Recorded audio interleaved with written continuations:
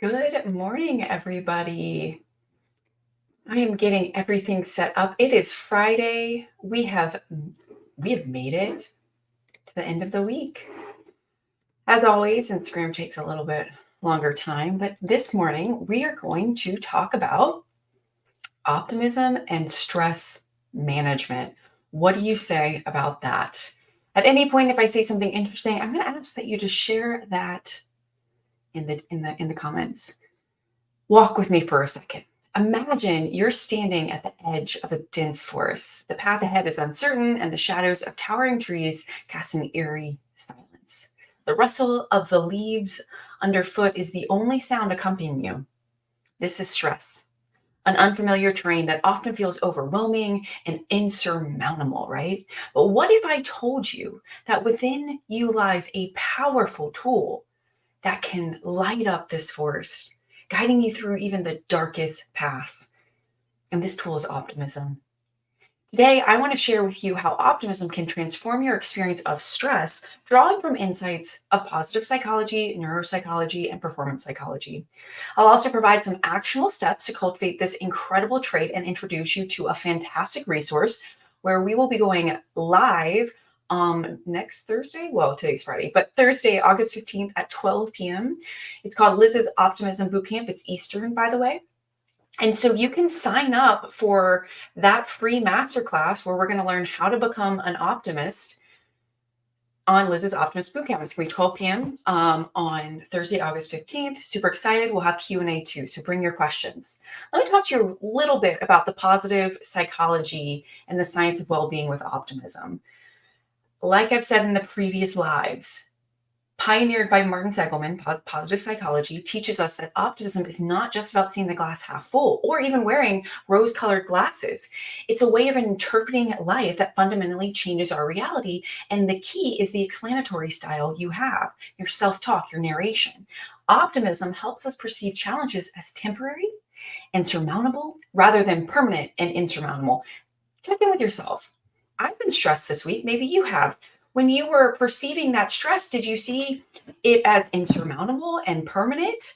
Or did you at least act that way? Consciously, you might know it's not, but unconsciously, you might act that it is. When we face stress, an optimistic mindset allows us to approach problems with a sense of hope and possibility.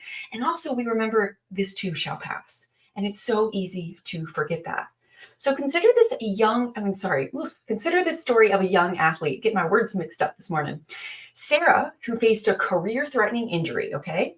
Instead of succumbing to despair, Sarah embraced optimism. And there's so much amazing research on how visualization can also have positive effect on athletes when they're having to recover from an injury. Now, Sarah viewed her injury as an opportunity to grow mentally and emotionally. Do you see the challenge she chose to take?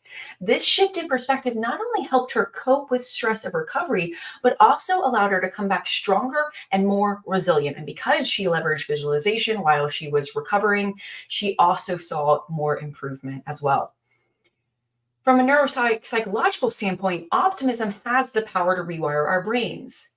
Remember, thinking changes your neurology. If you go and you plant corn, don't get really surprised when strawberries don't grow. So if you think negativity, don't get really surprised when positivity doesn't come about. Our brains are incredibly adaptable thanks to neuroplasticity. This is what we're finding, right?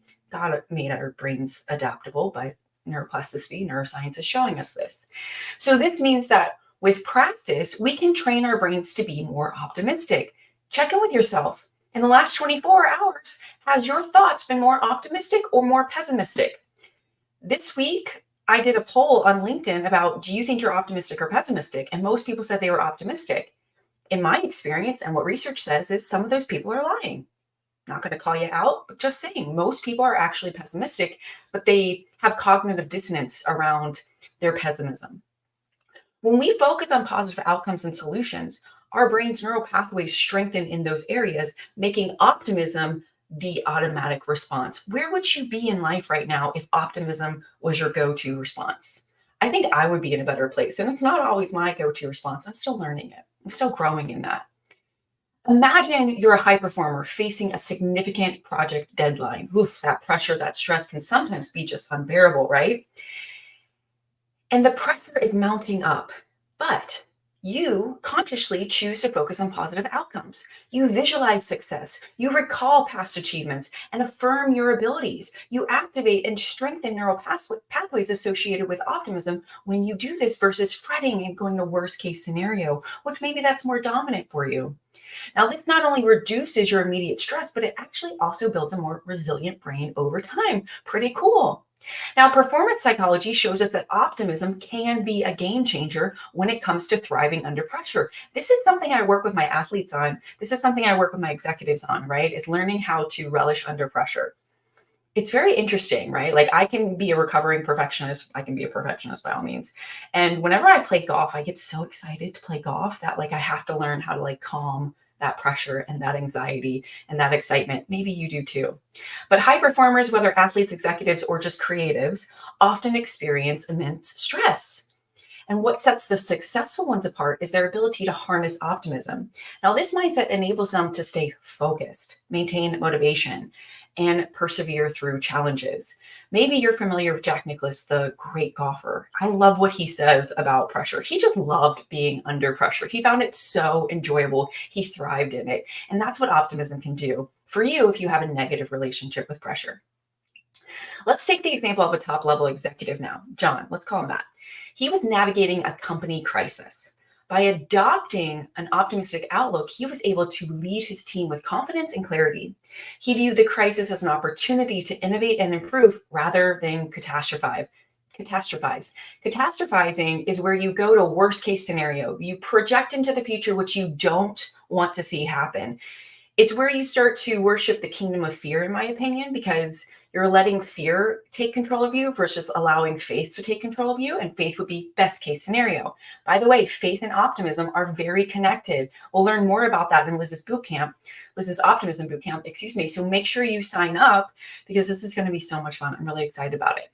Now, when you choose to innovate and improve and think of solutions rather than catastrophize, you're not only alleviating stress, but you're actually inspiring the people around you to stay committed and proactive. And that's exactly what happened to John. So let me leave you with 5 steps to help you cultivate optimism, especially when you are feeling stress. And sometimes it's easier said than done, but we are going to practice, practice, practice. We're going to stay consistent. We're going to keep trying. We're not going to adopt the F it mentality or the screw it mentality. We're going to keep persistent and keep strong and keep consistent. Make sure you get an accountability buddy, have your partner, have your spouse, have your best friend encourage you, encourage yourself, become your biggest advocate. So first, we want to shift your focus to solutions. It's so easy to look for problems, but problems are very easy for us to identify. We don't have to use a lot of effort. When faced with stress, I want you to consciously redirect your focus from problem to possible solutions. Optimism thrives on the belief that solutions exist. There is a solution. Every seed contains both the problem and the solution, but which one are you going to fixate on? Because you can't think about both. You can only pick one. And whatever you focus on, the brain naturally magnifies. Leverage this tool. Now, this mindset can significantly reduce feelings of overwhelm. And the one thing you also want to ask yourself is, where do I have control? Look for solutions that are in your control. Most Americans are hyper-focused on outcome goals, which are really outside of our control. So you want to look for things that are in your personal control. Number 2, practice mindful breathing.